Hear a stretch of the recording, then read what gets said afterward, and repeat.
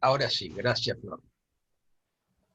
Doctor en Derecho, director del Departamento de Derecho Civil y de la Maestría en Derecho Civil de la Universidad Austral, profesor a cargo de Derecho Privado 1 y de Derechos Reales y adjunto en Derecho de las Obligaciones y Derecho de Daños de la misma universidad.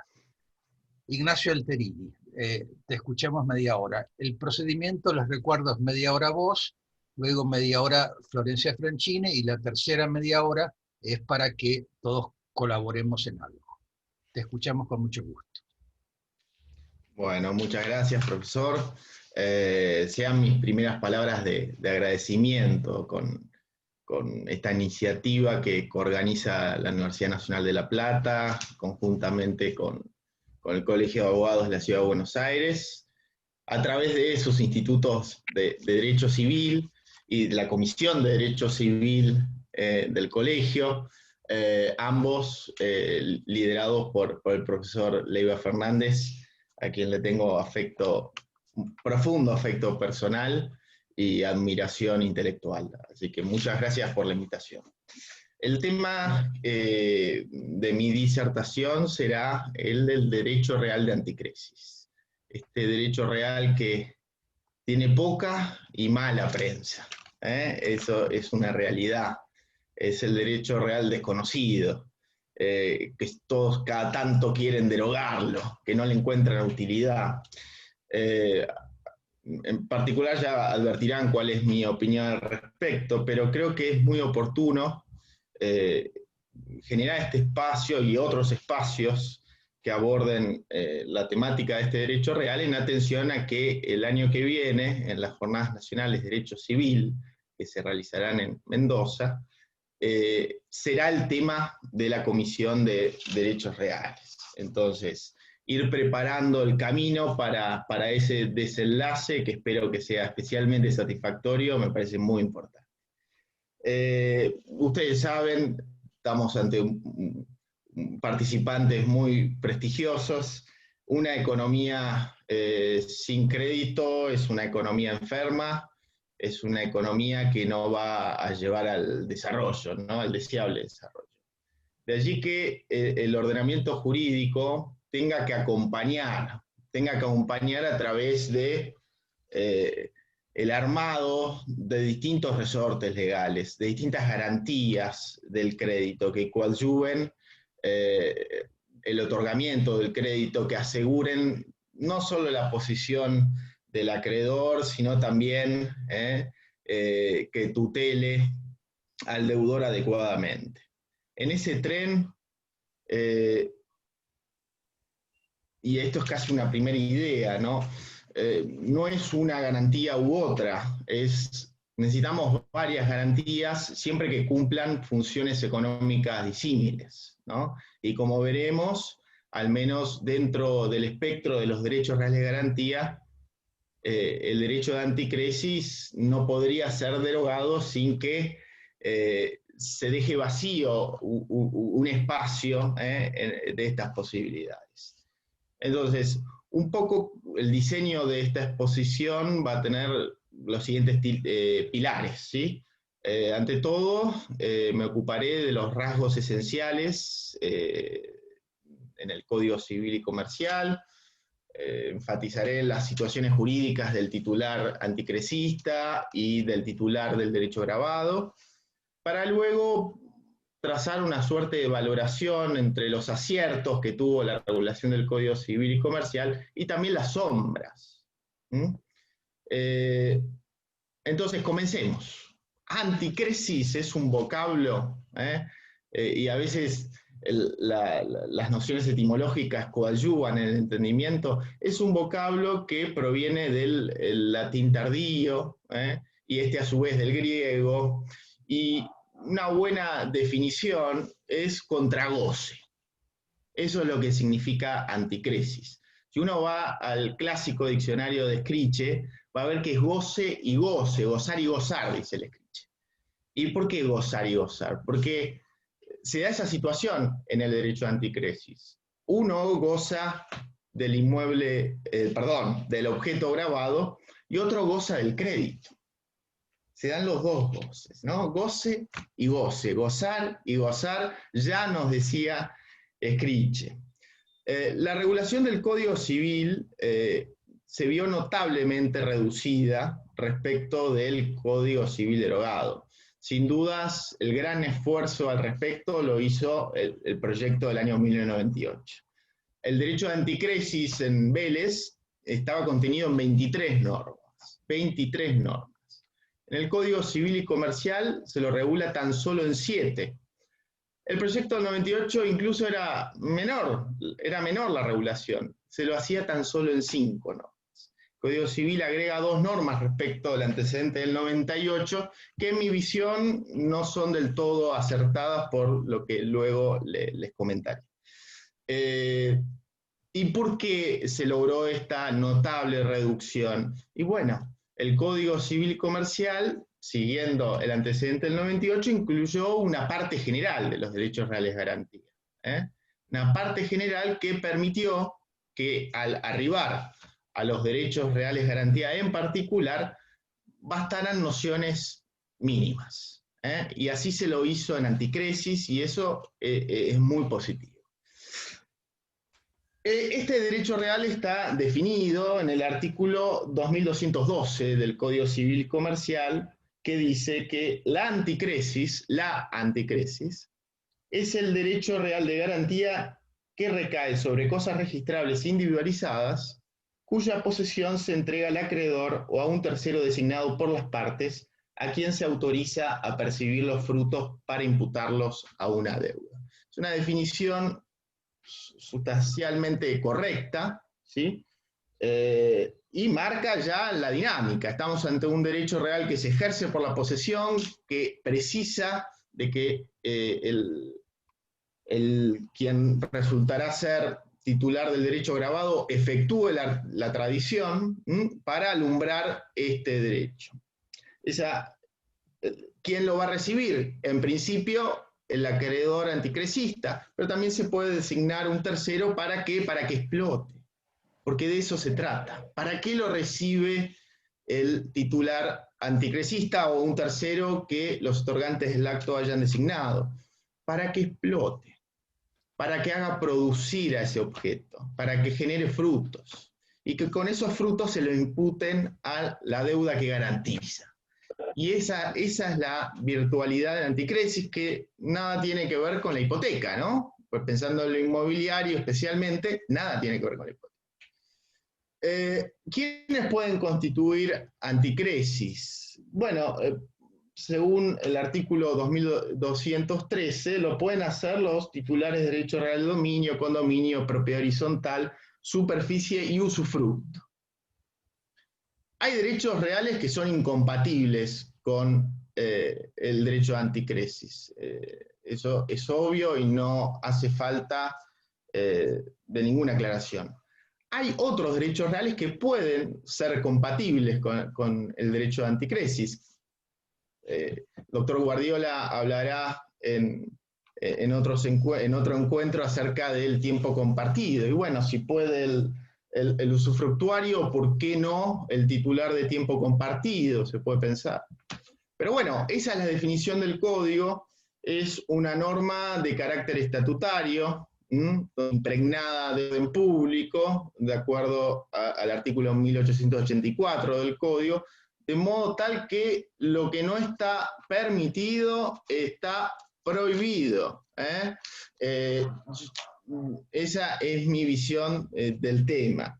El código incluye un plazo de duración, plazos de duración para este derecho real. Dice que cuando el derecho de anticresis recae sobre inmuebles, ¿sí? Este derecho puede tener una duración máxima de 10 años, en tanto que si recae sobre cosas muebles registrables, puede extenderse hasta los 5 años. A su turno, incluye plazos de duración de la registración, que duplican, en términos numéricos, a los plazos de duración del derecho. Es decir, el derecho de anticresis, según el artículo 2214, dura cuando es inmobiliaria, la anticresis dura 10 años, y la inscripción registral se extiende 10 años más, dura 20 años la inscripción registral. Estas dos normas no lucían en el antecedente de 1998 y las considero un desacierto, como luego trataré de sistematizar, como si fuesen tesis, pensando en las jornadas, ya pensando en las Jornadas Nacionales de Derecho Civil. Situación jurídica del titular anticresista. ¿Qué derechos tiene? Puede usar y gozar. El goce, ante todo, en el perfil fructuario, de la percepción de los frutos que genere a través de la explotación de la cosa. Cualquier fruto. Pero también el goce debe captarse en el perfil no fructuario. Pues si el acreedor anticresista tiene el deber de conservar la cosa, si tiene el deber de conservar la cosa, ¿cómo lo hace? A través de mejoras. Entonces, las mejoras integran el elenco de aquellos goces no fructuarios, ¿sí? Entonces, goce en este doble perfil. Tiene derecho de retención y casi lo digo tímidamente ante la mirada atenta del profesor Leiva Fernández. Ustedes saben que en la regulación de Vélez, el artículo 3245 le confería expresamente derecho de retención al anticresista. Lo cierto es que no hay una norma paralela en el Código Civil y Comercial. De allí que para una tesitura se dice, por ejemplo, Nelson Cosari piensa que podría quedar captado dentro del artículo 2587 que define a la retención. En cambio, autoras como Marina Mariani de Vidal y Adriana Viella señalan no, porque no hay deuda en razón de la cosa. En nuestra visión depende. Depende. No es ni enfáticamente sí, ni enfáticamente no. A ver, por ejemplo, si se extingue el derecho de anticresis, nace el deber de restitución de la cosa, objeto de la garantía. El acreedor anticresista tiene que hacer mejoras necesarias tendientes a la conservación de la cosa, al deber de conservación. Ahora bien, tiene derecho al reembolso de los gastos que hayan originado esas mejoras necesarias. De modo tal que extinto el derecho de anticresis, devenido el deber de restitución, pero no abonados esos gastos, evidentemente allí sí podría quedar captado en la órbita del artículo 2587 y tendría facultad de retención. Esa es nuestra visión. Es decir, confiere derecho a retención, no a la manera de Vélez. ¿Acaso en la dinámica de este derecho pueda encontrarse algunos casos, como el que les propongo? ¿Cuáles son los deberes del titular anticresista? Ante todo, imputar, ¿sí?, las utilidades que obtenga a partir de la explotación, primero los gastos e intereses y luego al capital, señala el código. Aquí otro tema, ¿se puede pactar, por ejemplo, como lo habilitaba Vélez, que los frutos se compensen con los intereses? A ver, creo que no. Creo que no. ¿Y por qué? Porque no, la norma que impone ese deber no habilita el pacto en contrario, como sí lo hace en materia de prenda anticrética, el artículo 2525. Entonces, de vuelta, estamos en un ámbito donde las normas son de orden público y lo que no está permitido está prohibido. Es una cuestión opinable. Incluso creo que la mayoría interpreta lo contrario, pero les cuento qué pienso yo y cuál es mi argumento. Yo lo veo al doctor Guardiola, que es un gran conocedor de estos temas, y veo que piensa distinto. Pero la verdad es que el legislador no habilita el pacto en contrario, como sí lo hace en prenda, el artículo 2525, y como sí lo hace en anticresis, respecto al deber de no alterar la sustancia. Y ese es otro deber que tiene el acreedor anticresista. No puede alterar la sustancia, y para ello nos valemos del artículo 2129 en materia de usufructo, es decir, que no puede alterar la sustancia en cuanto a la materia, la forma y el destino. Ahora, salvo que se hubiese pactado lo contrario, aquí sí el legislador habilita el pacto en contrario. Tiene que comportarse bajo la pauta de conducta del mandatario, y responder por los daños que cause en la cosa, ya sea por haber alterado la sustancia, ya sea por haber realizado una explotación deficiente. El tema de las mejoras, no quiero ingresar para no extenderme demasiado, y el pago de los impuestos tampoco no quiero ingresar porque me parece que no hace al centro de la exposición. ¿Cuál es la situación jurídica del titular del derecho grabado? ¿Cuál es la situación jurídica? El titular del derecho grabado siempre conserva la facultad de disposición jurídica. Esto es muy importante. Y esto es muy importante cuando uno contrasta el derecho a anticresis con el fideicomiso en garantía, por ejemplo. Porque a veces uno escucha voces, ¿para qué el derecho a anticresis está el fideicomiso de garantía que podemos hacer cualquier cosa? Mentira. ¿Se puede hacer más? ¿Pero es justo esto? No. El fiduciante deudor, o sea, mutatis mutandi, el constituyente, pierde la facultad de disposición jurídica en el fideicomiso. Obvio. ¿Por qué? Porque transmitió el dominio. ¿Cómo lo va a tener?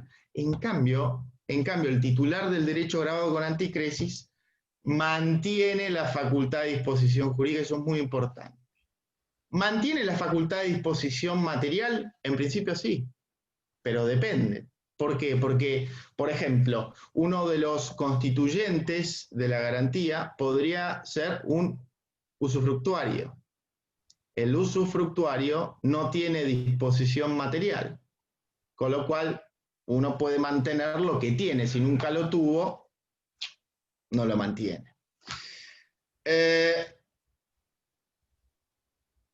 Y obviamente, el titular del derecho grabado podría realizar las mejoras necesarias que haya omitido, ¿sí?, el titular anticresista en defensa de su propio derecho a nivel conservatorio. Ese es el panorama, estoy viendo el tiempo, ese es el panorama de la regulación del Código Civil y Comercial. Aciertos del Código, sin duda. Superación de una polémica,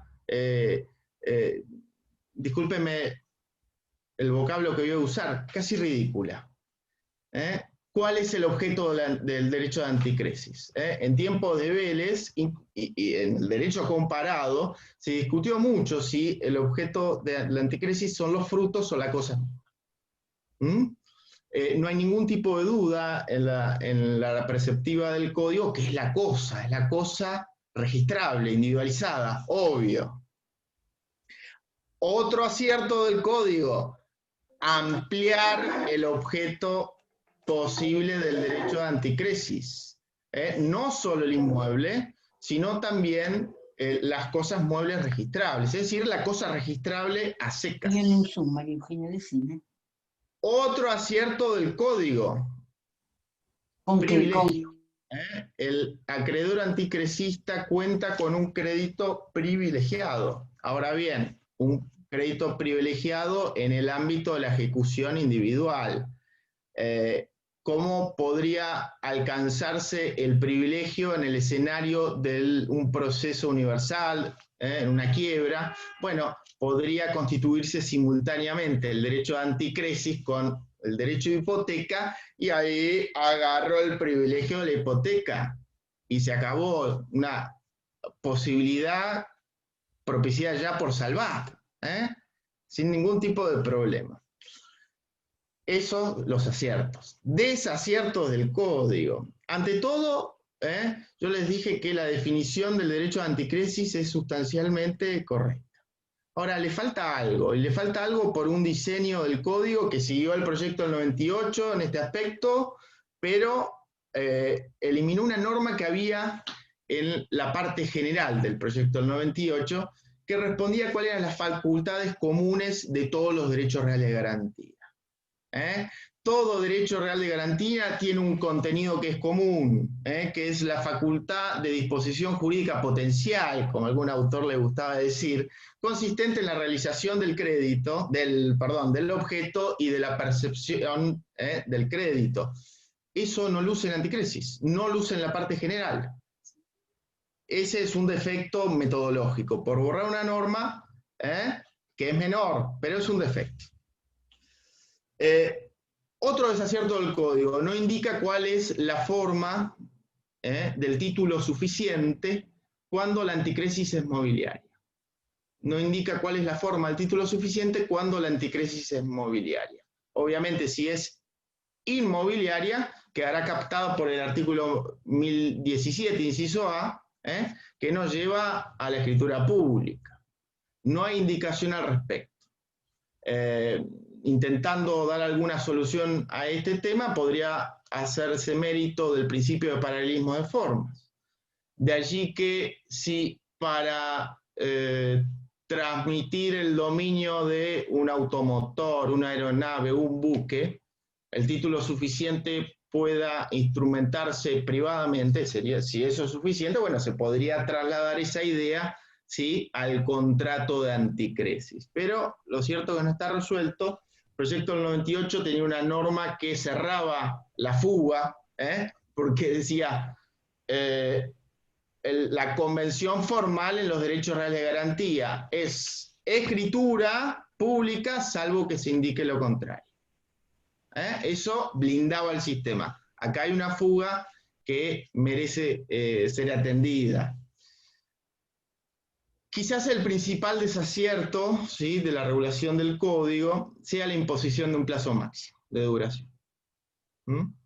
¿Por qué vamos a limitar temporalmente este derecho? Quienes participan de estas ideas señalan, bueno, es un derecho que concede el uso y goce, que cinde facultades, ¿sí?, del titular grabado al acreedor anticresista. No podemos desmembrar mucho tiempo esas facultades. Bueno, es cierto. Ahora, ¿qué es lo que ocurre con el usufructo? Usufructo vitalicio en favor de persona humana, 50 años, persona jurídica, y acá solo 10 años para inmuebles, 5 para muebles. No parece compatibilizar el sistema. Entonces, propuesta. Fíjense, perdón, además, es incompatible con la duración de la registración. El derecho vive 10 años, pero aunque esté muerto, le decimos a la comunidad que está vivo durante 10 años más. Un disparate. Nosotros creemos que este plazo de duración máxima del derecho tiene que predicarse tan solo con relación a los derechos reales de garantía abiertos. En este caso, al derecho de anticresis abierto, es decir, con relación a créditos indeterminados. A la manera del artículo 2189. Fíjense que, y no quiero ahondar aquí, pero ese artículo, el 2189, sufrió una reforma por la ley 27271, y se arregló, pero era un gran problema porque eran todos derechos reales de garantía de máximo. Y la doctrina, con ingenio, empezó a encontrar incompatibilidades. Y entre esas incompatibilidades, para realizar dos sistemas, uno abierto y otro cerrado, se hallaba la duración de la registración. ¿Cómo me decís que vive 10 años todo derecho real de garantía si después la registración, por ejemplo en hipoteca, en esa época, se extendía a los 20 años? Un disparate. Entonces, ese argumento todavía está subsistente en materia de anticresis. Entonces, nosotros predicamos que el plazo máximo de duración del derecho lo sea tan solo, y en armonía con el artículo 2189, para la anticresis abierta. Borda dijo alguna vez, la anticrisis no ha muerto. La anticrisis no ha muerto. Y tenía razón. Uno puede decir, hay pocas, se dan los ejemplos siempre desde el lado del derecho administrativo. Algún centro de compras que se suele en su instrumentación donde participó el Estado. Es verdad. No es, dentro del catálogo de garantías no es la más utilizada. Pero no hay dudas, y vuelvo a la idea inicial, que llena un espacio que no llena ningún otro derecho real de garantía. ¿Sí? No es descartable que exista una persona que es deudora, que tiene un inmueble y que no lo puede o no lo quiere explotar. Y que a la vez el acreedor tenga, como decía Borda, una personalidad empresaria y quiera explotar ese inmueble porque piensa que le va a sacar grandes réditos. No es descartable esa alternativa.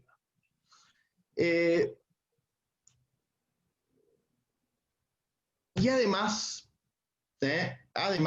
tiene, en mi visión, grandes ventajas con el fideicomiso de garantía respecto al fideicomiso de garantía. Y esto es importante y lo digo porque uno de los argumentos para eliminar el derecho de anticrisis que fue elevado a la comisión del código, a la comisión que redactó el Código Civil y que finalmente no prosperó, fue: si tenemos fideicomiso de garantía, ¿para qué queremos anticrisis? A ver, ya hicimos mérito de la cuestión de la facultad de disposición. Eso es muy relevante. El fiduciante deudor pierde la facultad de disposición porque pierde su derecho en favor del fiduciario. Ahora, respecto del punto de vista del acreedor, y en esto es muy importante la regulación del Código Civil y Comercial, el acreedor anticrisista es privilegiado.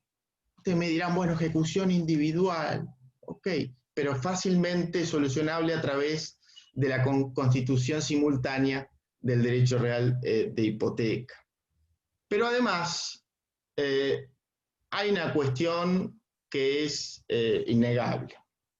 La mayor elasticidad del fideicomiso debe sopesarse con la mayor incerteza. Y esto nos conecta con el principio de especialidad. El principio de especialidad de los derechos reales de garantía, especialidad en cuanto al objeto, especialidad en cuanto al crédito, no solo está impuesto en beneficio del acreedor y el deudor, sino incluso de los terceros. Esa incerteza, que es el beneficio del fideicomiso, la mayor elasticidad, también es el defecto del fideicomiso respecto de esta garantía. Entonces, la idea es que tengamos garantías para distintas situaciones jurídicas. Nunca pretendí agotar el tema, porque como decía Santiago Ramón y Cajal, que fueran Premio Nobel de Medicina, idea que siempre me transmitió mi padre. No hay cuestiones agotadas, sino hay hombres agotados por los temas. No los pretendo agotar. Sí pretendo que las jornadas nacionales del año que viene puedan elaborar conclusiones que coadyuven a los operadores jurídicos a instrumentar este derecho real que creo que es muy bueno. Muchas gracias. Bueno, muchas gracias, Ignacio. Realmente muy completo todo. Tendría que darte otra charla para que sigas después. Eso será ya antes, seguramente antes de las jornadas. Falta bastante.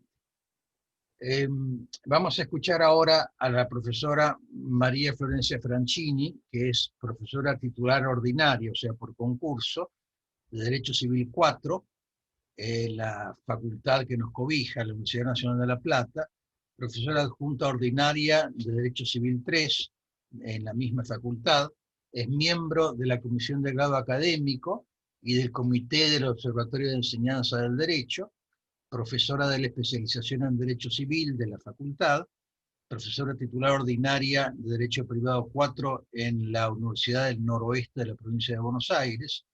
Ahí se encuentra con el amigo Guardiola, son cómplices, y investigadora de la Universidad Nacional de La Plata y especialista en docencia universitaria, lo cual todo esto ya se vislumbra por su participación en el comité del Observatorio de Enseñanza ya referido.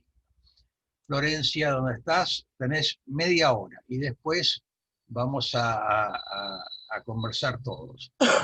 Les Bueno, cuento que somos 27, o sea que esto se va para arriba. bueno, buenas tardes a todos. Muchas gracias, doctor, como siempre.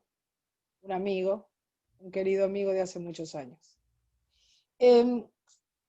Cuando fuimos convocados se me ocurrió este tema en particular, el de la adecuación de los conjuntos inmobiliarios, porque es un tema oscuro, es un tema que necesita claridad, pero además tiene una pretendida buscada claridad en la oscuridad que lo oscurece más en este año con dos resoluciones de la Inspección General de Justicia.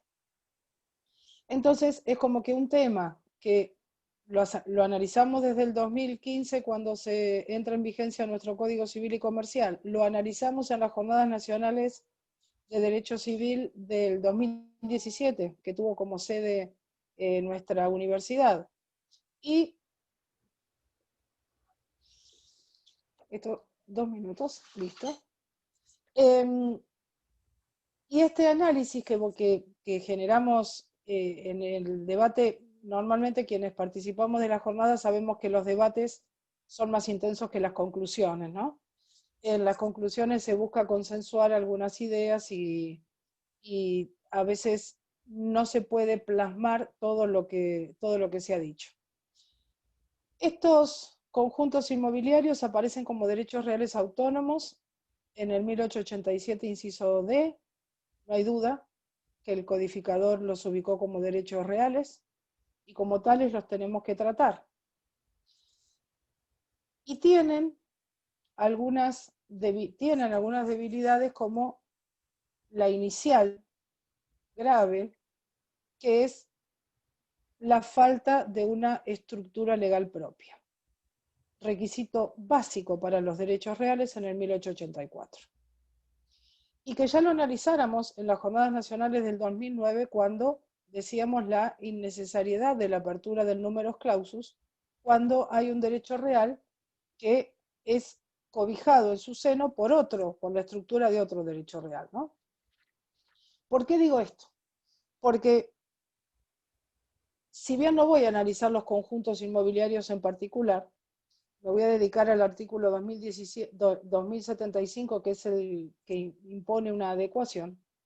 Esta adecuación está vinculada precisamente con esta dudosa estructura legal, porque ocurre tanto en los conjuntos inmobiliarios como en el tiempo compartido como en los cementerios privados, a diferencia de los demás derechos reales definidos en el código, donde de la misma definición, además de decir es el derecho real, después dar su definición, aunque no lo dijera, se puede sacar de la misma definición esa estructura donde podemos analizar las facultades del titular del derecho real, el objeto sobre el que recae, y en estos tres en particular simplemente enuncia determinadas características que no se vinculan con el ejercicio del derecho real, con el sujeto, con el objeto titular, con el titular del derecho y con el objeto. Estos conjuntos inmobiliarios, como esa hermosa obra 6 personajes en busca de autor, estos conjuntos inmobiliarios siempre han buscado un espacio propio o una estructura propia, un encuadre jurídico, porque nacieron antes que fueran contemplados en una regulación especial. Y se fueron ubicando donde pudieron, como derechos personales, como derechos reales, como derechos reales y personales, como derechos reales unidos, como un dominio y un condominio sobre los espacios y las vías de circulación.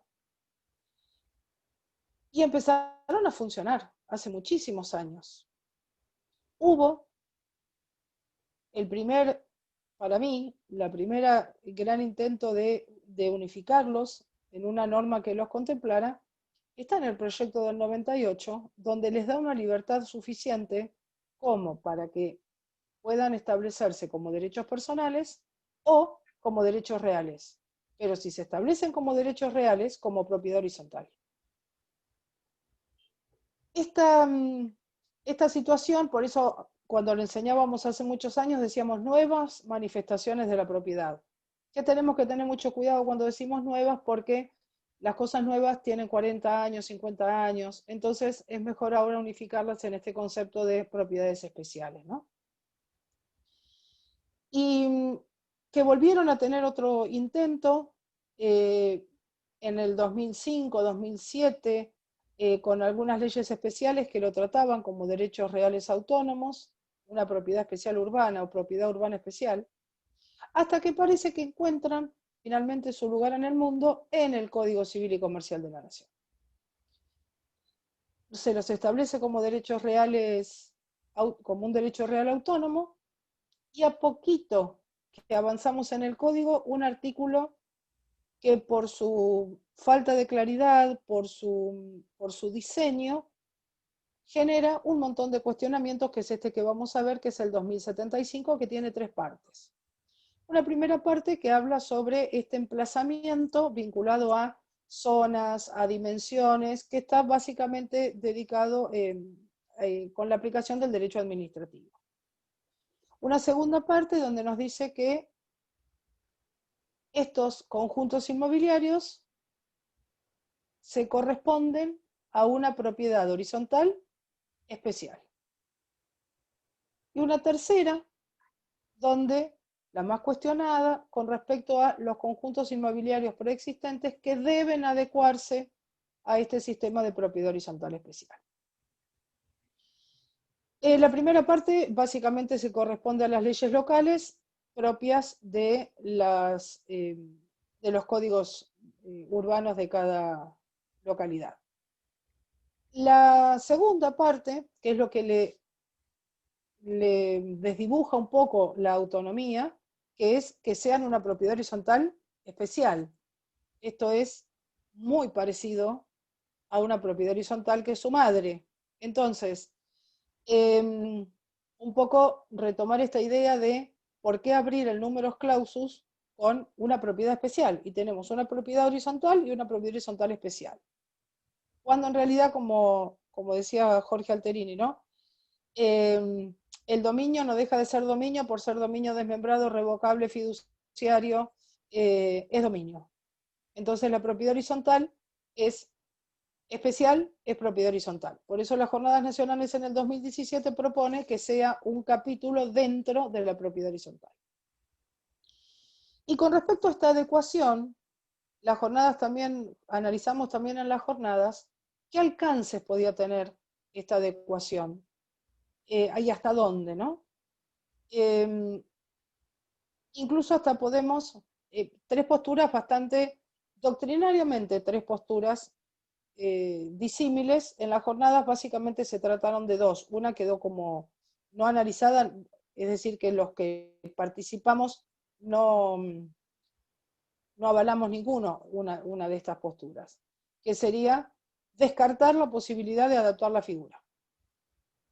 Las otras 2 serían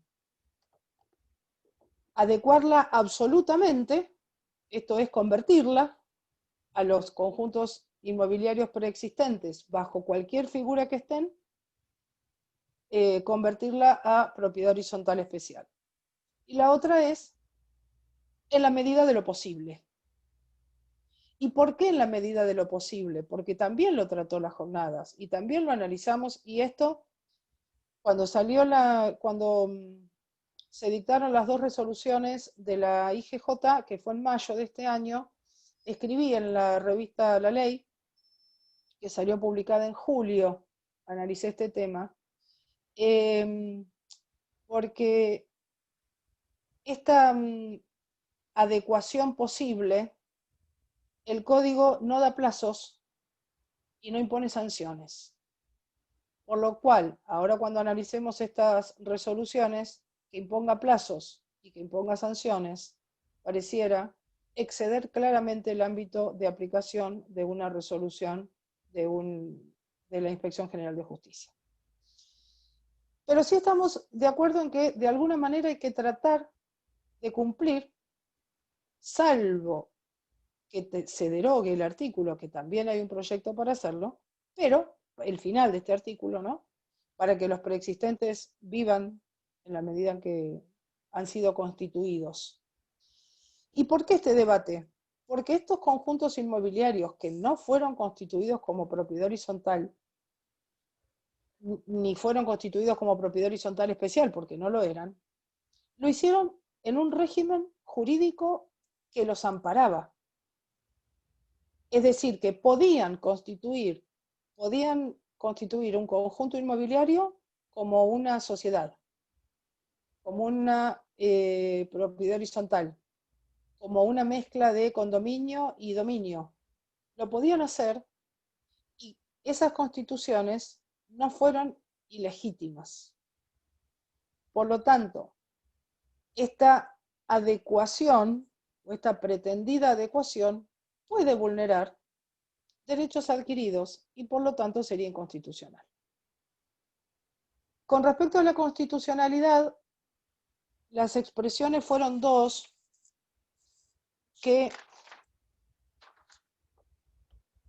buscan más o menos el mismo sentido, que fue la conversión, las jornadas les digo, ¿no? La conversión no es en principio inconstitucional, y la otra postura, la conversión no es necesariamente inconstitucional.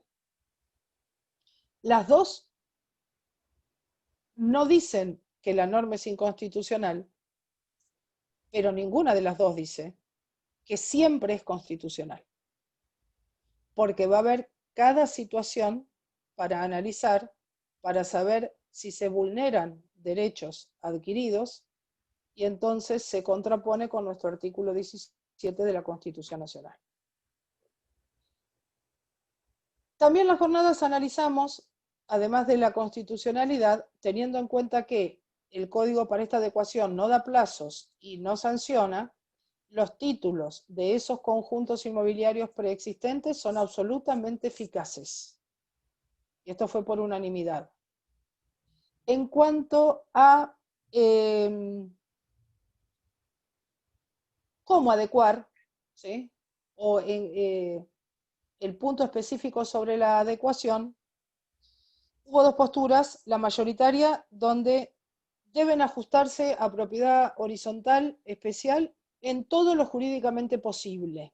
Y esto jurídicamente posible sería el consorcio, la asamblea, las expensas, el régimen disciplinario. Y otra postura donde siempre se va a poder adecuar porque siempre es jurídicamente posible, y esa fue la postura minoritaria. En esta postura, en esta moción, yo me abstuve por algo en particular, que es habitual de las jornadas, ¿no? Para mí, poder decir estas dos posturas o elegir sobre una u otra o manifestar una adhesión absoluta, para mí era necesario dos debates previos que por el tiempo con la intensidad que a mí me parecía que lo ameritaba, que era el análisis de qué significa adecuar y la oportunidad de la norma. De cualquier manera, me inclino más hacia la primera, esto es, adecuar dentro de lo jurídicamente posible, a lo mejor porque la posibilidad jurídica tiene el límite en vulnerar derechos adquiridos. En cuanto al procedimiento convencional o judicial, fueron las dos posibilidades que plantearon las jornadas. Y en cuanto a los gastos, exhortamos a las autoridades nacionales, provinciales o nacionales, municipales, provinciales, nacionales, a que hubiera alguna facilidad impositiva con respecto a esta adecuación, ya que era una manda de alguien que ya realizó muchísimos gastos para constituir un conjunto inmobiliario a la manera de que el ordenamiento jurídico se lo permitió. Ahí también tuve una abstención, pero porque entiendo que estas facilidades no deben ser nada más que impositivas. Mi abstención no es porque entiendo que no tiene que haber facilidades impositivas, sino que digo que no son las únicas. Por eso voté en contra. Y en el medio de este panorama sin resolver, donde ya se adecuaron algunos conjuntos inmobiliarios voluntariamente, ya se adaptaron al sistema de propiedad horizontal especial, surge esta resolución que les digo en mayo de este año, donde la Inspección General de Justicia, con las resoluciones 25 y 27, hace un análisis. ¿Por qué traigo las jornadas en esta charla? Porque cita a las jornadas en los considerandos la resolución. Los cita de una manera en la cual toma las partes que más la han beneficiado para dictar esta resolución. Por ejemplo, que dijimos que no era inconstitucional. Lo que pasa es que nunca dijimos que era constitucional.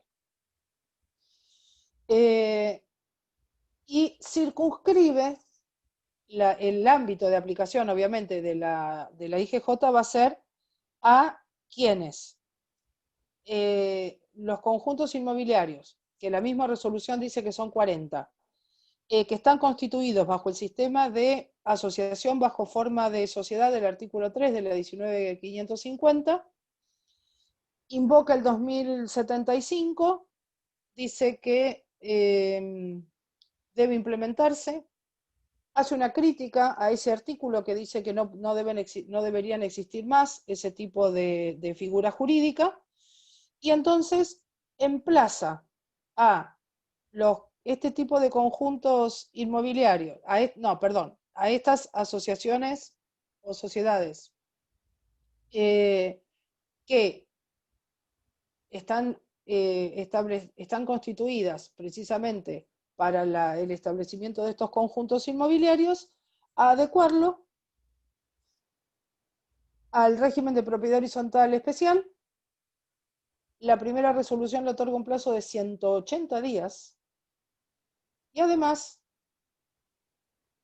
establece que una vez que se presente esa adecuación, va a cancelar la inscripción de esa asociación y si no lo hiciere, multas en el marco del 302 de la ley para la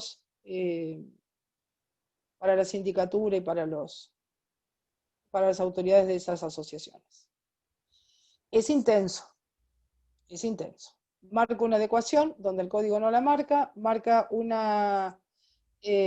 un plazo que al día siguiente lo tuvo que modificar porque 180 días en medio de una pandemia.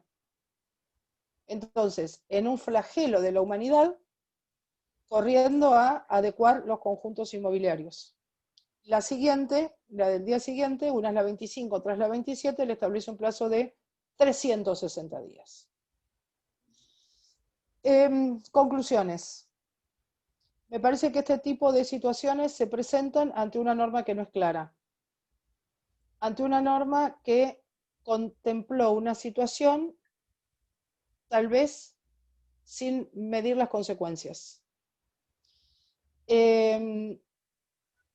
Esta posibilidad que da una norma que no es clara no significa que una norma con una jerarquía normativa como una resolución pueda imponer adecuaciones y sanciones establecidas en un código que no impone ni plazos ni sanciones.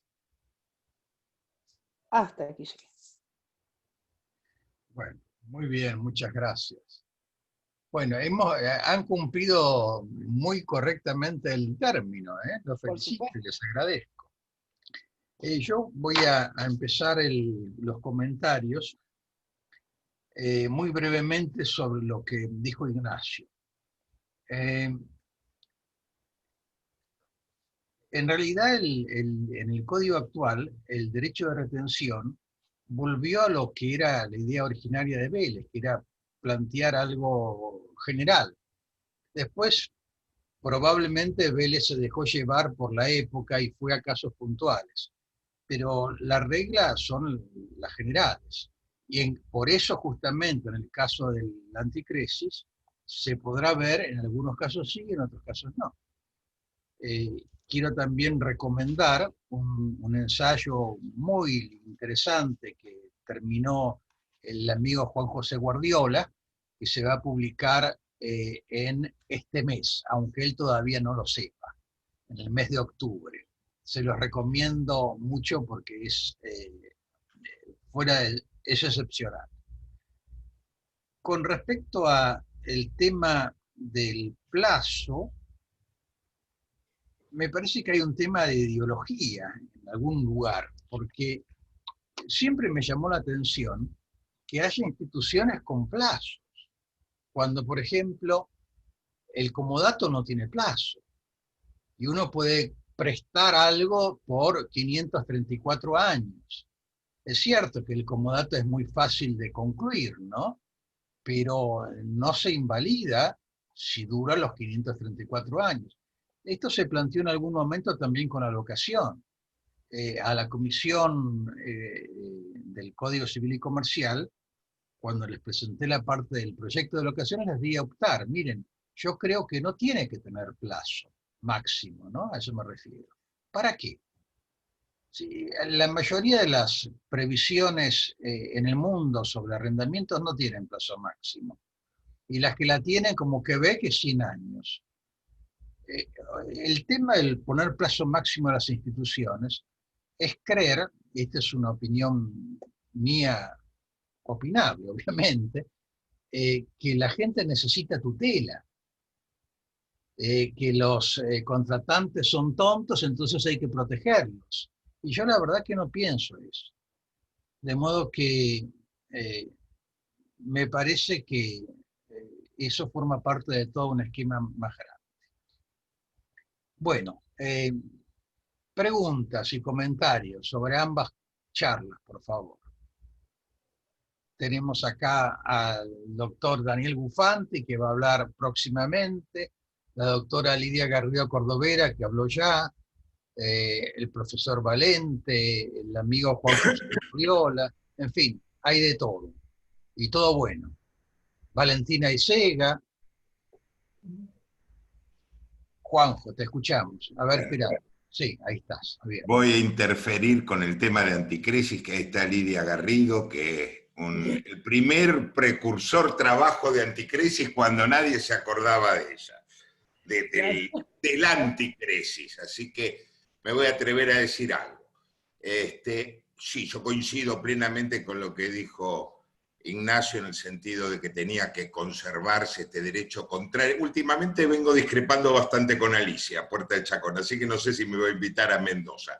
Con el tema de que ella había sugerido con Bono, con Gustavo Bono en ese trabajo, en los trabajos preparatorios, suprimirlo y hacerlo como hacen muchos otros códigos, como pacto anticrético amoldable, tanto a la prenda como a la hipoteca, y que creo yo que Vélez Sarsfield, como siempre, la verdad, fue un precursor en todo el sentido de la palabra, lo mantuvo pese a que había venido un poco cayendo como tal en la Edad Media, precisamente por una cuestión de la Iglesia Católica que objetó una de las cuestiones a las que hizo también referencia Ignacio, que era la compensación o la forma de compensación abusiva que podía darse. Sin embargo, yo creo, y acá la única discrepancia con la excelente, brillante posición que hizo Ignacio,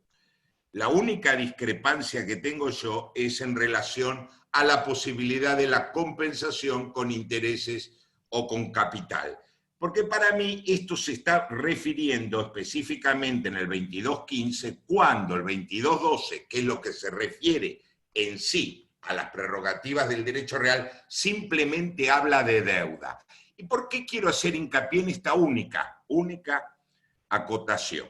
Porque es muy común en aquellos países que utilizan el derecho real de anticresis, que son más de lo que uno piensa. En Bolivia está totalmente difundido, en Perú otro tanto, y se utiliza como sucedáneo, que también lo tuvo en sus orígenes, con la locación.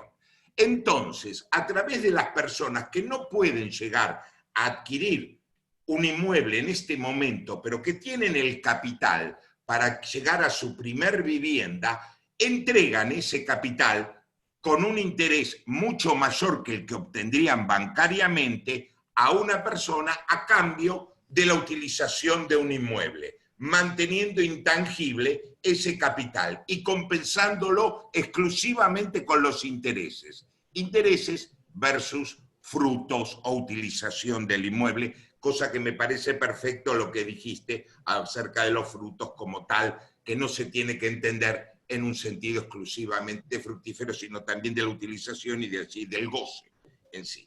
Así que yo creo que, así como vos proponés una interpretación, vos y tu padre, que fue muy audaz en ese momento en el sentido de excluir los plazos máximos de duración de la anticresis de 5 y 10 años, tratándose de cosa mueble y de cosa inmueble, solamente quedándolo reducido, con una interpretación que es lógica, funcionalmente. Es un código que yo digo que tiene principios, reglas y valores, pero de norma se olvidó. Esto es completamente, fíjate vos, que hasta de la definición del artículo 1 habla de casos, es decir, como que fuera ya judicialmente la cuestión planteada. En esto yo creo que también corresponde una interpretación amplia. Esa deuda como tal, así te la sugiero para ir intercambiando opiniones para que no nos peleemos tanto en la jornada. Nunca, nosotros no nos peleamos. No, vos sabés que no. Vos sabés.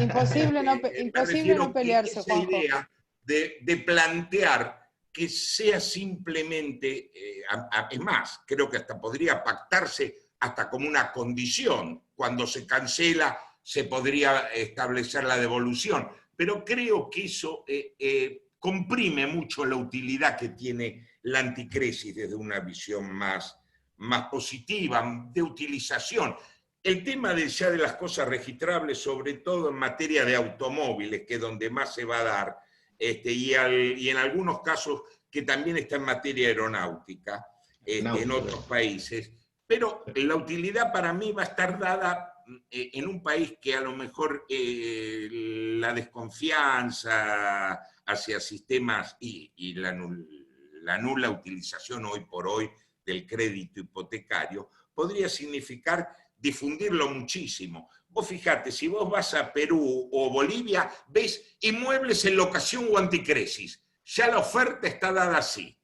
Y eso le daría un poco de sacarlo, así como se sacó del arcón de los viejos trastos a la superficie y primero al fideicomiso. Me parece que es hora. Mira, yo no lo propuse para las jornadas nacionales, el tema de anticresis. A mí me gustaba mucho más habitación. Pero frente a seguir hablando del tema de los consorcios, donde no nos vamos a poner de acuerdo, la mayoría, si hace falta 10 o 12, con esta norma, y el tema de la anticresis, que puede resucitar un derecho real, me incliné por esta. Por el tema de lo que dijo Flor, simplemente, y para esto, por supuesto, es una opinión excelente, me encantó tu exposición, lo más completa, y en todo lo demás coincido, incluso en esa interpretación que vuelvo a repetirte. Es una interpretación particular la de ustedes del plazo máximo reduciéndola para las anticresis en garantía de obligaciones indeterminadas o digamos estructuralmente inicialmente indeterminadas. Me parece perfecto, yo creo que eso le da vida. Es decir, este código permite precisamente por a veces las discusiones que planteó la 27271, etc. Ahora, tampoco digamos que el plazo como tal, que sea diferente, significa algo opuesto, la de la vigencia, porque pueden, si bien es cierto, no nos olvidemos cómo fue antes de la reforma, de la 27271, ¿no? Que digamos que también estaba esa idea de mantener el plazo más allá de, y si la lees a Hayton era clarísimo, es decir, después la interpretación se puede modificar, pero la idea era mantener el plazo de inscripción más allá de la vigencia o de cuándo fueran concretados los créditos garantizados. Respecto a lo que dijo Flor, es obvio, sí, la incompetencia y todo lo demás. Ayer, bueno, este tema de la adecuación de los conjuntos inmobiliarios viene dándose, reavivándose, porque con la incompetente resolución en todo sentido, incompetente, resolución de Ricardo Nissen, de obligar a adecuarlo precisamente, soslaya que una de las cosas que dijeron en la jornada fue que las administraciones locales no pueden disponer en esto cómo va a ser el procedimiento de adecuación. Si no va a pasar lo que está terminando o puede llegar a suceder, de que los bancos ahora consideran que los títulos no son perfectos, sino que son observables, porque hay una resolución de IGJ que puede replicarse en otras provincias. Y así vamos a tener que el catastro de Santa Fe exige una cosa y la ATM de Mendoza está exigiendo otra en cuanto a los requisitos de los planos para presentar para la adecuación. Esto va a ser, si no, otro aquelarre, variopinto, donde vos disponés que el catastro de una provincia te exige algo, el registro de la propiedad inmueble otra. Ayer yo tuve oportunidad de escuchar en el seminario Laureano Moreira un tema muy interesante, porque se tocó casualmente el tema que abordó Flor, entre dos posturas, la de Adriana Bella y la de Marcelo de Oz. Yo coincido mucho con la visión de Marcelo de Oz en el sentido de que hay que acá interpretarlo funcionalmente. Es la única, para mí, posibilidad real, porque si vamos al cambio estructural de pasar, no en el caso de los pocos casos de propiedad horizontal que tenían en la provincia de Buenos Aires, no va a haber mayor dificultad. Pero sí en los casos, no tanto, ni siquiera digo de dominio y condominio, como es el caso más típico de Mendoza, en lo cual perfectamente hasta se podría disponer que las partes comunes que están hoy en condominio pasen a ser los sectores comunes de la propiedad horizontal. Pero él sugiere, y acá está mi diferencia de hacérsela a José, que esto se puede hacer notarialmente, ya directamente esta adecuación funcional. Yo creo que ni siquiera se puede hacer funcionalmente en lo que sea un cambio estructural de una manera notarial sin una ley reglamentaria de esto. En algunas disposiciones, porque es tan paradójico, yo creo, te digo sinceramente, coincido con Flor, que el título sexto, y no quiero adelantarme a lo que voy a decir el próximo día, habría que derogarlo y empezar de nuevo. Habría que todo derogarlo y empezar de nuevo. Después hablamos. Pero hasta desde el nombre, cuando tenemos conjunto inmobiliario, cuando tenemos derechos reales que pueden recaer sobre cosas muebles, como el caso del tiempo compartido, incluso para mí, aunque esto también es opinable, como derecho real sobre objetos inmateriales. Pero bueno, esto es más discutible porque precisamente el tiempo compartido da esta posibilidad bifronte que ustedes no comparten de hacer derecho real y derecho personal. Pero volviendo al tema de la adecuación. La adecuación es necesario, así como diferirla al tratamiento de una ley reglamentaria que al menos, por eso es que para mí es lo único acertado del tercer párrafo del 2075, es que no establece plazo. Tendría que haber dicho conforme a la ley que lo reglamente, al menos, por lo menos se podría haber salvado más. Porque va a ser muy diferente algunas situaciones de adecuación, primer acierto y ponderación en eso a tu padre y a ustedes dos cuando hablaron bien de lo que era adecuación, que no es conversión, no es conversión. esa adecuación para mí en algunos casos puede ser de norma en sus aspectos funcionales aplicables inmediatamente, en forma automática. Y otras tampoco van a tener que requerir mayorías, como dijeron las jornadas, o unanimidad según los casos. Por ejemplo, es clarísimo que hoy por hoy la exclusión no es viable como sanción, porque estamos metiéndonos en el campo del derecho real. Esto es directo y a lo mejor hasta le faltó claridad, tanto en el derecho de admisión como en el de la, que para mí está vedado completamente como tal, sino en el aspecto también de la sanción, porque estamos en el ámbito de los derechos reales. Ahora bien, ¿por qué yo voy a obligar o imponer a cuando se admitió, personas que podían adquirir el inmueble por el sistema de la 9044, del 27, de la provincia de Buenos Aires, obligarlos a ellos que no querían intervenir en una sociedad que era o asociación civil bajo la forma de sociedad que administraba las partes de uso común o de servicio común, porque a mí como propietario, copropietario, cotitular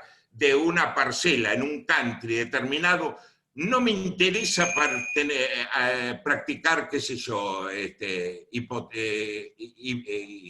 jugar al golf o tener polo, jugar al polo. En ese caso se complica. A mí me parece que hace falta una ley que lo reglamente. Flor, vos querías Sí. comentar algo. Yo le quiero hacer una pregunta a Ignacio. Con respecto a esto de la ley también, ahora que Juanjo decía lo de la ley que reglamente, ¿no? Lo pusimos en el código comentado, Alterini, donde tuve el honor de trabajar. ¿Qué trabajo? En la parte de derechos reales de garantía trabajé yo, pero en la parte de conjuntos trabajó adjuntos míos de mi cátedra, ¿no? Y pusimos el tema de la existencia de la necesidad de una ley para, sobre todo, ¿con qué objetivo? Tratar de evitar la desigualdad jurídica otra vez, porque este marco, bueno, malo, trató de unificar. Entonces, y la resolución de la IGJ dice, no estoy de acuerdo con que se necesite una ley. Bueno. Sí. Ignacio, sí. No, perdón, terminaba, Florencia, por favor. No, porque después te voy a hacer una preguntita a vos sobre anticresis. Eso es un problema. Bueno, no, yo lo que creo acá, la Inspección General de Justicia hizo una inadecuada, es lo que digo, inadecuada utilización del vocablo adecuación, ¿no? Interpretó, porque en la exposición de motivos habla de las jornadas nacionales, cita doctrina que no dice eso, ¿no?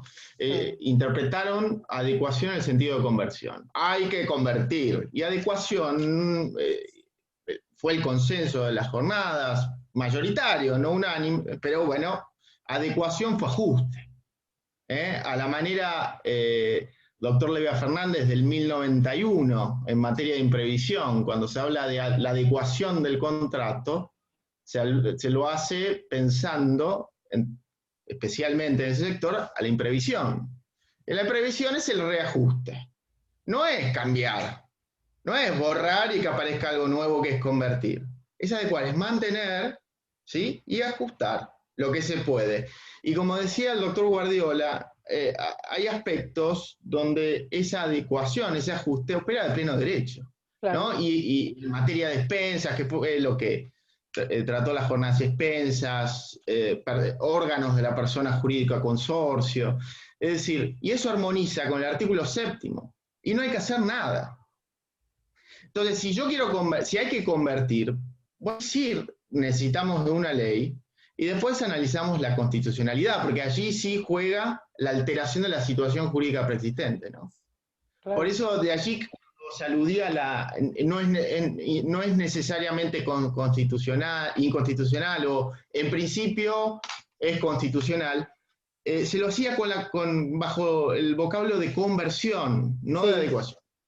Conversión. Sí. Ese fue el sentido, ¿no? Y el sentido de los dos despachos fue dónde ponemos mayor fuerza, si en la constitucionalidad o en la inconstitucionalidad. Exacto. Pero los dos iban en la misma dirección, ¿no? Eso me parece. Y perdón, si me dejan algo, yo tengo una manera de ver el derecho muy parecida al doctor Guardiola, siempre para mí es un gusto, con Florencia también. Coincido en todo, pero quiero argumentar por qué lo del plazo sí y por qué esto no. Tema esencialmente opinable. La cuestión del plazo, y ya pensando en el 2189, lo que vimos era una incompatibilidad. A veces el legislador del Código Civil y Comercial te pone ante la dicotomía de decir, bueno, optá, ¿no? ¿Es una cosa o la otra? Entonces, Juan Carlos está convencido. Veíamos que había una cantidad de normas que apuntaban a un lado y una norma que hacía las veces de isla. Bueno, creo que este es el sentido del derecho anticrisis, y aparte una interpretación sistémica, me parece que va en esa dirección. ¿Por qué no el pacto en contrario? ¿Por qué esta visión elástica en esto? Por la incompatibilidad. ¿Por qué la visión restringida aquí? Bueno, el contenido, es decir, las facultades que tiene el titular hacen a la estructura del derecho real, estructura orden público. En la prenda anticrética permite expresamente el pacto en contrario, aquí silencia. Y sabemos que cuando silencia en ciertos sectores de los derechos reales el legislador, es que está hablando, pero está hablando en el sentido negativo. Tal vez es un defecto de formación. Yo siempre aprendí que todo lo que no está permitido en sectores de orden público está prohibido. Pero es totalmente opinable, Juanjo. Es un tema opinable. En eso estoy de acuerdo, en eso coincido plenamente, a tal punto que por la legitimación en muchos otros casos, por ejemplo, para el tiempo compartido y el usufructo, yo coincido que no se puede, por más que me hubiera gustado, no está. No es, lo que no está, no está. En esto no es como la autonomía de la voluntad, la regla es contraria. Pero acá creo que hay una manera de salirlo, porque fíjate vos, porque habla dentro de las facultades, el 22.12 habla de la deuda en sí, y es lo que le permitiría darle una utilidad en este sentido, porque si vos lo estás obligando, y aparte en su origen histórico, tal como fue concebido por Vélez, que no era esta la visión, es decir, la posibilidad de ir pactándolo para una u otra, es decir, las tres variantes. Creo que históricamente es rescatarle la utilidad y dejar esto en el sentido, porque vos fíjate que lo que está refiriéndose son los derechos del acreedor, no está hablando desde el punto de vista del deudor. Es decir, yo creo que el 22.15 está hablando más hacia la facultad de utilización. Pero bueno, es opinable, te lo reconozco. Creo que para mí ahí faltó primero y si conforme lo pactado. Bueno, tenés razón, te acepto eso, pero creo que le podemos dar una vuelta interpretativa. Para mí es opinable. Sí, el otro tema, sí, yo creo que también es viable, que vos lo nombraste a Cosari por el derecho de retención en el caso de la anticresis. Bueno, esto es históricamente la confusión, coincido plenamente con vos, la confusión de la retención que hacía el acreedor pignoratillo o el acreedor anticresista en relación a la diferencia de lo que era el derecho de retención. Pero esta interpretación o esta confusión le sirvió en mucho sentido para extenderlo como por vía del derecho de retención en materia concursal. Vos ves que todavía hay muchísimo que en materia concursal te dice, tiene el acreedor anticresista, como tiene derecho de retención, tiene privilegio. Es decir, lo cual es una enorme confusión. Así que no aclarés mucho eso, porque por lo menos por vía concursal todavía muchos comercialistas se equivocan. Es cierto, es cierto. ¿Hay algún otro comentario que quieren hacer? ¡Epa, epa! Bueno, vamos a darle prioridad a los disertantes. Florencia. Yo le Pero quería... vamos a darle prioridad, pero como tenemos que hablar todos, vamos a poner un límite de tiempo. Sean prudentes, por favor. Pero es que el único que se porta mal es Juanjo. Es que él no sabe, pero le estoy descontando tiempo de la conferencia Claro. de la próxima semana. Pero claro. Con respecto al tema de los plazos, ha caído me parece que tropezó 2 veces con la misma piedra el legislador, porque le pone un plazo al derecho real distinto al de la inscripción registral. No sé si lo puede distinguir, que son 2 situaciones distintas, y lo vuelve a repetir, me parece a mí, en la 27.271, cuando extiende a 35 el plazo de la hipoteca, ¿no? Una confusión vinculada, creo yo, a que otorga créditos a 35 que no tiene nada que ver. Pero mi pregunta con respecto al anticrisis es esta, Ignacio. Sí. ¿A vos te parece que el proyecto del 98 iniciaba las disposiciones comunes a los derechos reales de garantía con una, para mi gusto, excelente definición de derecho real de garantía, donde la ejecución ya estaba prevista en esa definición legal para los 3? Esta Claro. falta de este artículo, ¿te parece que debilitó al anticresis vinculado a su ejecución? Yo creo que no, pero ¿por qué? Porque la cuestión de la ejecución surge de la parte general, ¿sí? Pero evidentemente el legislador cometió un defecto metodológico porque le agrega esta facultad común a todos los derechos reales de garantías en el artículo 2205 en hipoteca, lo agrega, mal, pero lo agrega, y no lo hace respecto de este derecho que estamos aludiendo. Es un defecto metodológico. Y que está totalmente agravado, porque suprimen esa norma a la que aludí, Florencia, del proyecto del 98, e incorporan una norma que no tiene ningún sentido. Nada, no dice nada. El 84 dice, los derechos reales constituidos en garantía de crédito se rigen por las disposiciones comunes de este capítulo y por las normas especiales que corresponden a su tipo. Chocolate, ¿no? Sí. Es como que diga en compraventa, el contrato de compra-venta se rige por las disposiciones comunes de los contratos. Claro. Eso no sirve para nada y además es incompleta, porque además se rigen por las normas comunes a todos los derechos reales. Si quisieran hacer esta remisión metodológica, que no tiene ningún sentido, había que completarla. Claro. Bueno, o borrar todo y completar en cada una de las definiciones de la figura que lo hicieron tan solo y mal para el derecho hipoteca. Entonces ahora, primero Lidia Garrido y después Daniel Bufante. Lidia, te escuchamos. Bueno, felicitaciones a los dos para ser concretas, me encantaron. Pero para tirar un poco más de sal o pimienta pro jornadas, me preocupa mucho el tema de la combinación por, obviamente, el privilegio frente a una quiebra, combinando hipoteca con anticresis. Pero ¿por qué me preocupa, Ignacio? Porque tendríamos que aclarar exactamente a qué se obliga en cada caso el deudor, porque no se va a obligar por $1 millón con 2 garantías iguales por una deuda que solo es 1 millón. Estaría pagando 2 veces y tendría como un doble juego de garantía que estaría prohibido.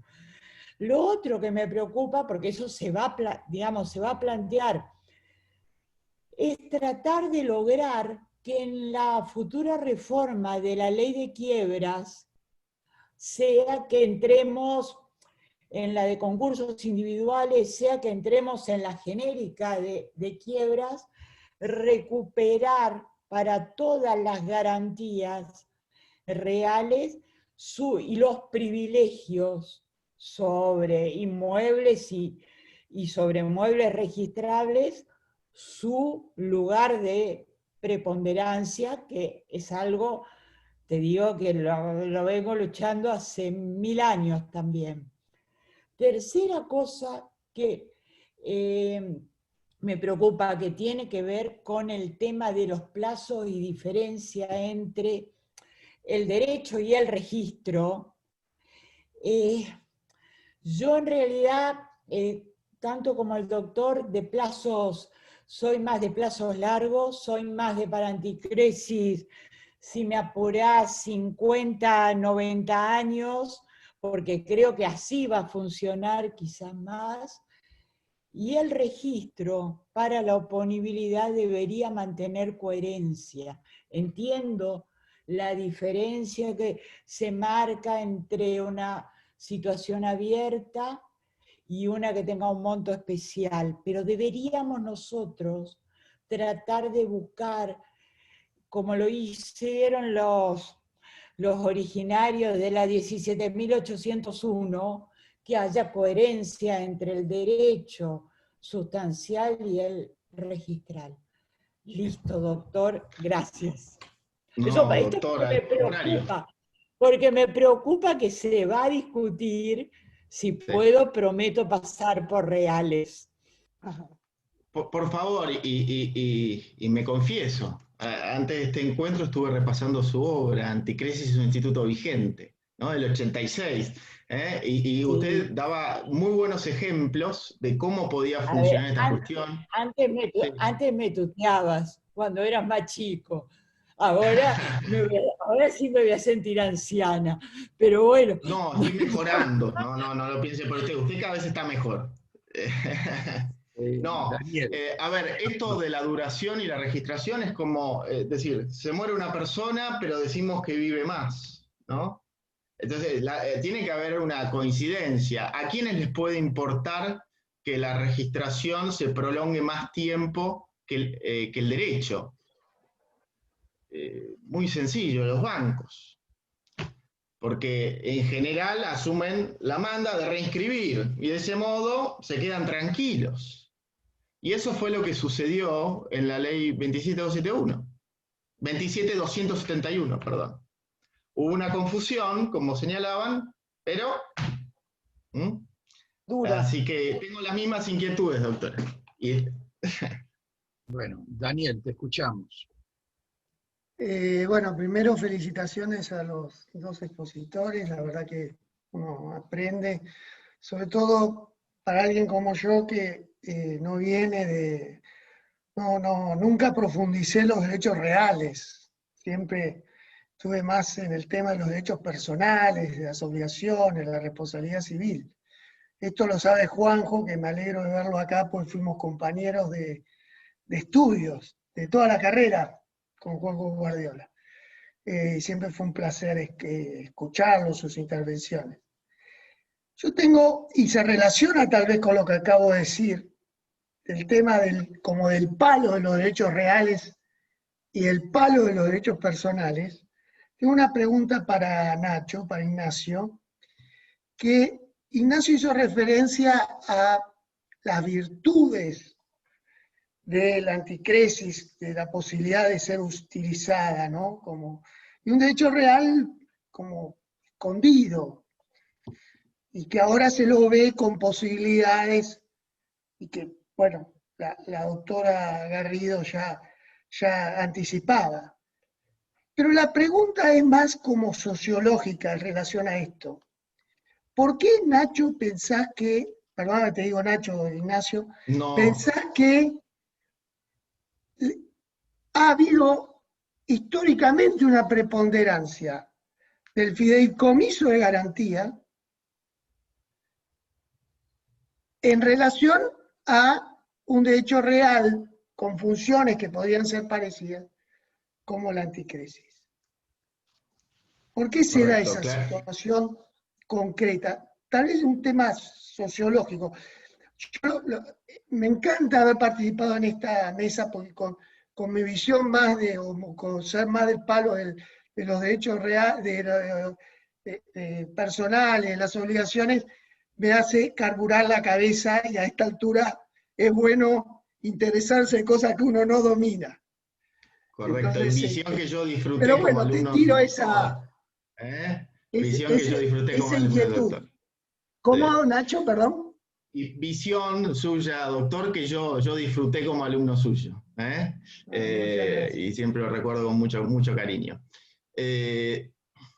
A ver, para mí es la discusión clásica se resume, ¿no? La discusión clásica de derechos personales, derechos reales.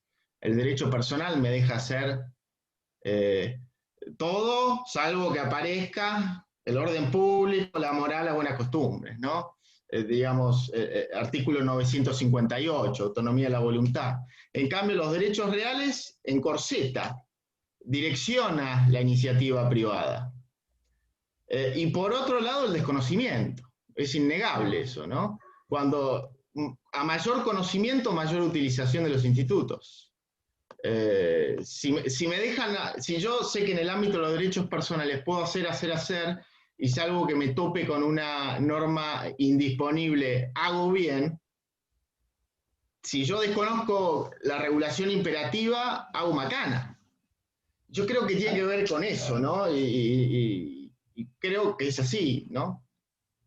A mí me parece... Está abierto una perdón, prevalencia del contrato en menos la sociedad protección. argentina, una prevalencia, digamos, del contrato hasta, fíjense en la estructura del código, el contrato es una fuente de las obligaciones como la responsabilidad civil. Sin embargo, todo lo que se dedica al contrato y después otras fuentes. Y ahí adentro ponen a la responsabilidad civil. Vos fijate, ¿no? Si la jerarquía del contrato en la Argentina es, pero no digo sociología, entre los juristas. Es muy importante.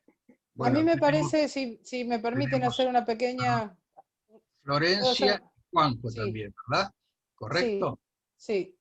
Sí. Vinculado a este tema que preguntaba Daniel sobre la figura, ¿no?, del fideicomiso en garantía. Comparto obviamente lo que decía Ignacio, sobre todo porque es esta apertura de garantías reales que no son derechos reales de garantía. Esas garantías reales que no son derechos reales de garantía tienen una ductilidad que no tiene el derecho real ni en su constitución ni en su ejecución, ¿sí?